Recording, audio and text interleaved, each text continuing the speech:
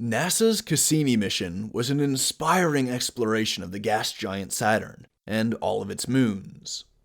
Although the mission has technically ended, and the Cassini probe itself was deliberately crashed into the fluffy yellow clouds of Saturn so as to prevent contamination of its moons, the raw quantity of data that it gave to us is colossal, and it's still being analyzed, and discoveries are still being made, long after the Cassini probe itself has died. So today, I want to tell you about some recent news coming out of the Cassini mission data. But before I get to the news, let me just really quickly establish some context so you aren't floating around in space with 0 reference points. Enceladus is an ice-covered moon orbiting Saturn, and beneath its icy, frozen crust is a massive liquid water ocean. Because of this liquid water ocean, with its high salinity, its geochemical cycling, and its hydrothermal vents, Enceladus is an extremely fascinating candidate for being a life-bearing world. To home in on the relevant data, Enceladus has a rocky core underneath its massive subsurface liquid water oceans, and at the interface of core and ocean, there are hydrothermal vents. Material is ejected from the core, out of these vents, to mix into the ocean water. The ocean water itself is subject to the pressure of the icy crust, and the water can be ejected in plumes that come out of cracks and fissures. This ejected water leaves the boundaries of the moon, entering orbit around Saturn, where it freezes into flakes and grains of ice. Here, this granular ice makes up a thin, diffuse ring around Saturn, tracing the orbit of Enceladus.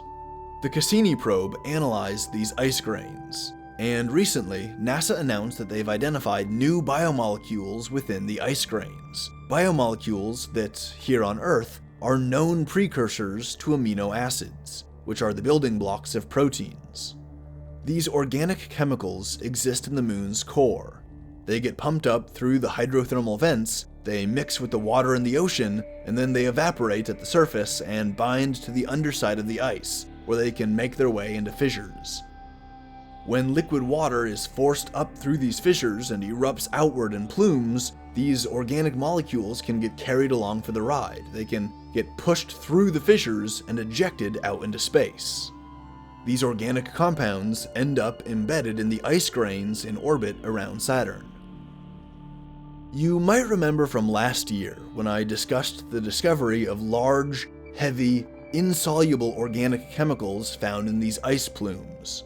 These newly discovered molecules are smaller, lighter, and soluble in Enceladus's ocean, but together with the heavier compounds, they paint a picture of an alien moon that's remarkably rich in reactive organic molecules. John Hillier and Frank Postberg were 2 authors on the new study. Mr. Hillier said, quote, "Here we are finding smaller and soluble organic building blocks, potential precursors for amino acids and other ingredients required for life on Earth," unquote. Frank Postberg said, quote, "This work shows that Enceladus's ocean has reactive building blocks in abundance, and it's another green light in the investigation of the habitability of Enceladus," unquote. You know, I find this stuff just infinitely interesting and endlessly exciting. These alien moons are so unlike Earth, and yet they share so many fundamental features, like chemical diversity, geochemical cycling, tectonic activity and geothermal heat, and above all, liquid water. It seems like almost every day the case for life on Enceladus gets stronger.